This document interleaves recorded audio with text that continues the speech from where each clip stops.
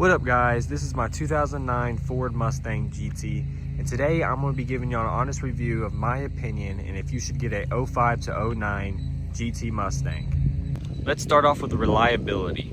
So the reliability on this car for me has been great. I haven't had any issues out of the motor.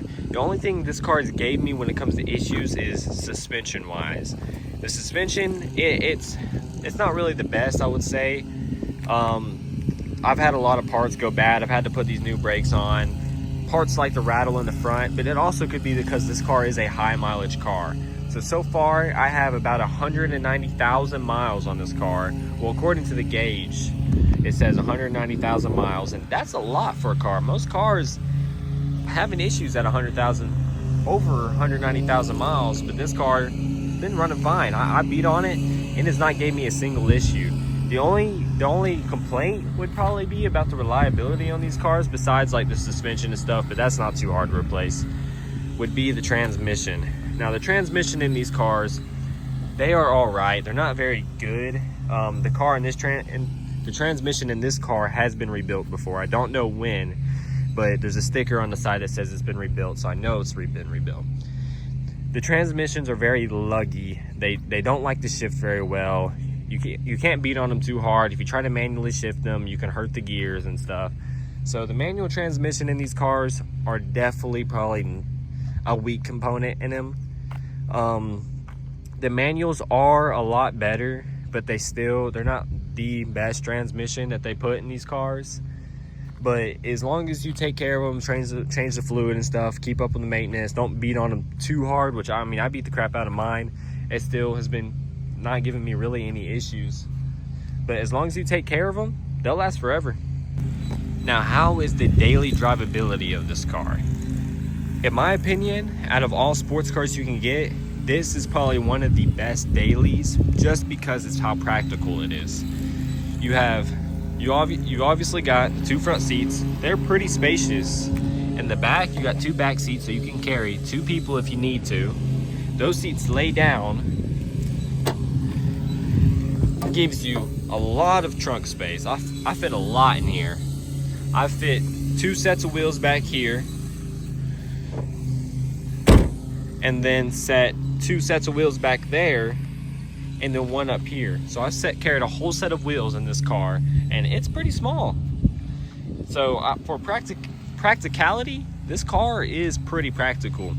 Now when it comes to gas mileage, that pretty much depends on if you got a heavy foot or not, because I mean, when I'm just cruising and stuff, I get pretty good gas mileage. I've gotten 27 miles to the gallon on the highway before, but that was going with me like going 70 miles an hour and staying at that speed. But right now, I mean, I'm averaging, let's see, it's not gonna tell me unless I get the door closed. 17.3. And that's just kind of me, you know, just being a teenager driving a little aggressive, not too aggressive. It would probably, to be honest with you, get better gas mileage if it was a manual.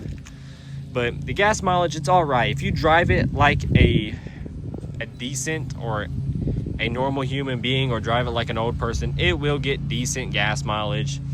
But it cost me about, I just filled it up, I think it cost me about $45, and that was almost, I think that was like 30 miles to E. And after that, I get probably about 290,000 miles, not 200, what am I saying? 290 miles of range, maybe. I'm not even sure if that's accurate, because I don't feel like I get that far. But it's also because I got a pretty heavy foot. So if you're light on it, I think this would be a really good daily driver.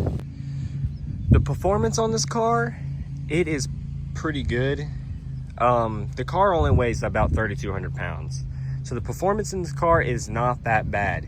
It's got the 4.6 liter V8.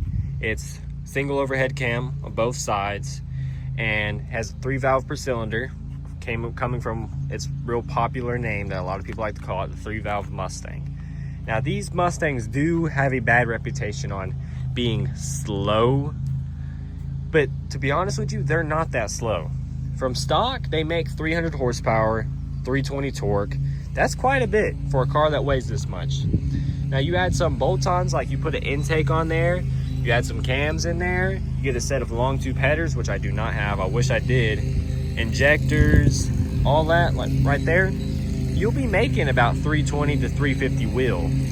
And that, in this car, will be pretty fast. I mean, I've raced a lot of cars. I've raced those new V6 Chargers and stuff, and I've never lost. Sorry, a cop pulled up and I didn't want to record him, make him feel weird or whatever. But yeah, this car, for the performance, for the price, I think this car is a good car. I mean, for the price, I don't even think you can get another car to beat this. This car beating 350Zs. This car beats 370Zs. I know it does. It's going to beat your Q50.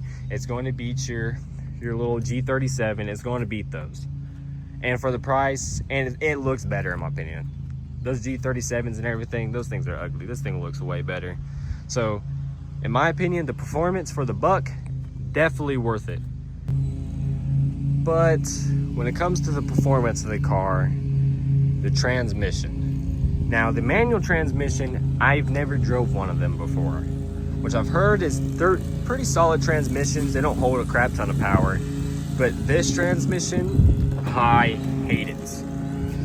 First off, I ain't gonna lie, it kind of looks ugly in my opinion. But the 5-speed in this thing, it's very delayed. When you're driving, you almost have to put your foot to the floor to sometimes get this car to downshift. Maybe a transmission tune will help. So I gotta get someone to see if they can tune this transmission because it doesn't like to downshift.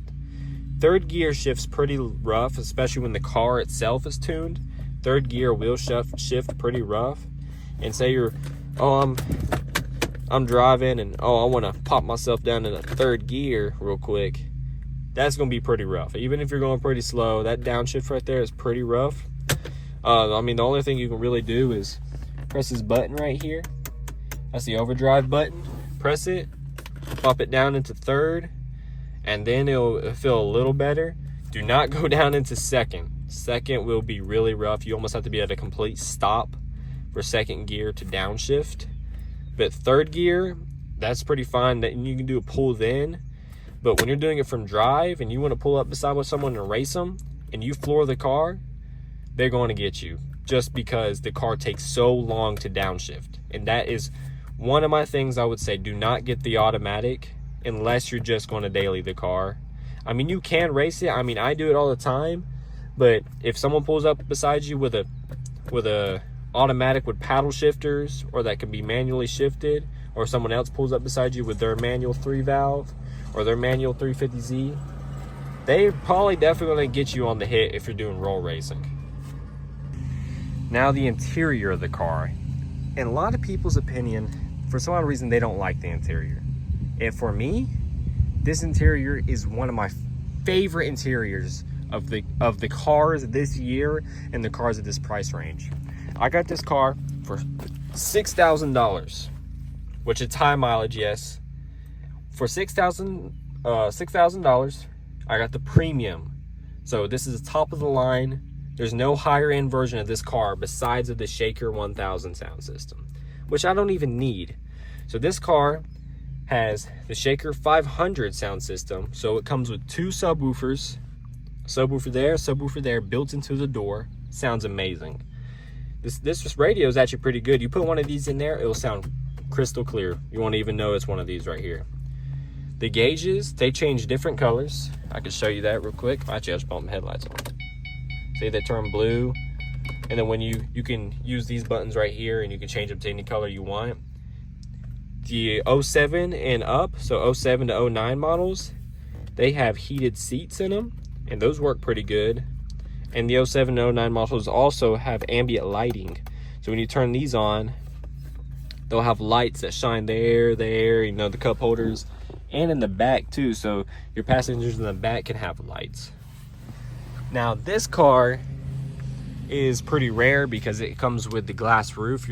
I don't expect people to find this very often because only 4,000 cars ever had this. But most cars that's got a glass roof like this are fairly expensive. And this car, it's old and it's cheap and it's got this glass roof. It's got the heated seats, nice leather wrapped steering wheel. This is all leather. The seats are all nice and leather. This car is a high mileage car, and I mean the seats got cracks in them, but they've held up very well. The interior complaint of this car for me would be these. These are built really cheap. You can see it. It's coming off.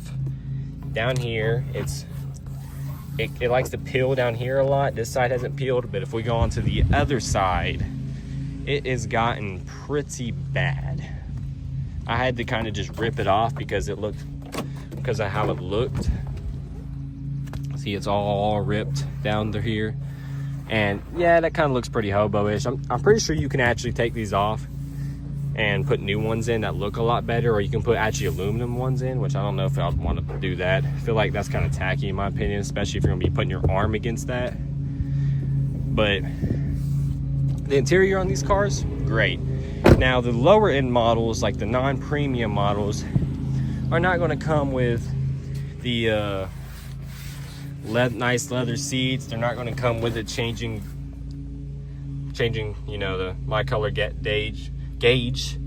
It's also not going to come with this right here that shows the MPG and stuff, and it won't come with these 2 extra gauges right here. It'll just show your mileage there, and these will be always green, well, unless you have your headlights off.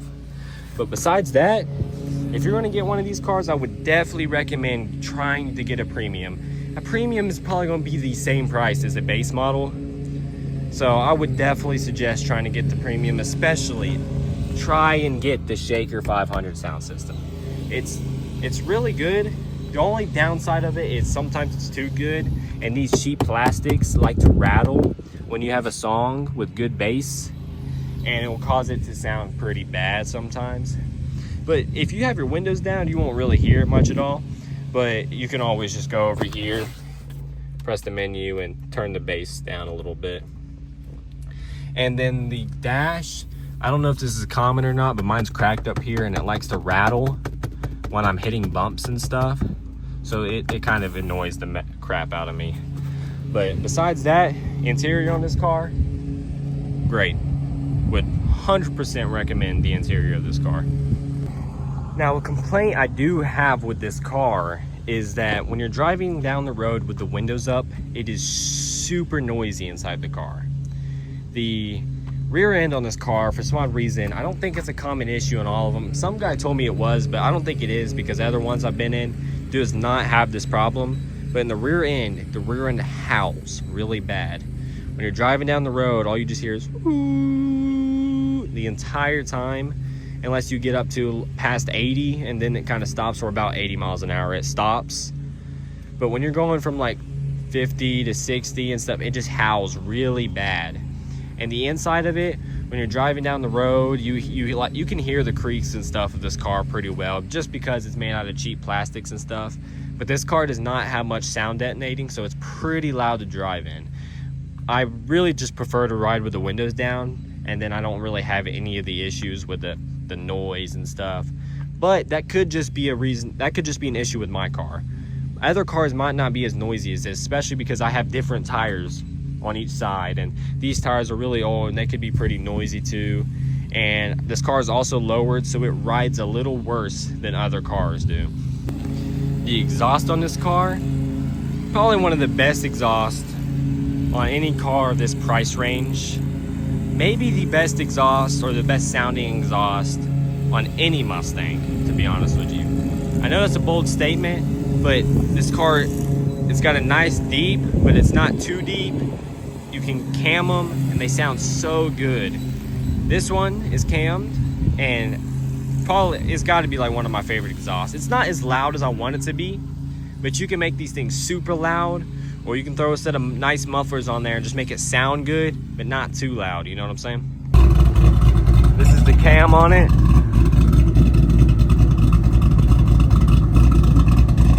Sounds pretty good. Give it a couple baby revs.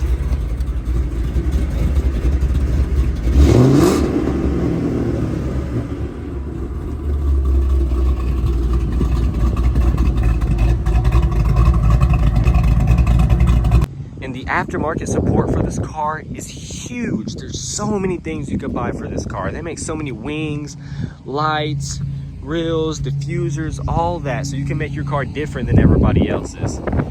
Thank y'all for watching to the end. I appreciate it. Like, subscribe, comment down below. Tell me what I need to do better. I'll probably do another review down the road when I get better at talking with a camera. I feel awkward talking to myself. I feel like I'm crazy or something. But later down the road, I'll do more things to this car. I got a lot of things I want to do. I got to fix these wheels, new exhaust, all that. But if you subscribe and comment down below, give me some pointers, tips, anything will help. And I'll really, really appreciate it. Thank y'all for watching this. I'll see you on the next one.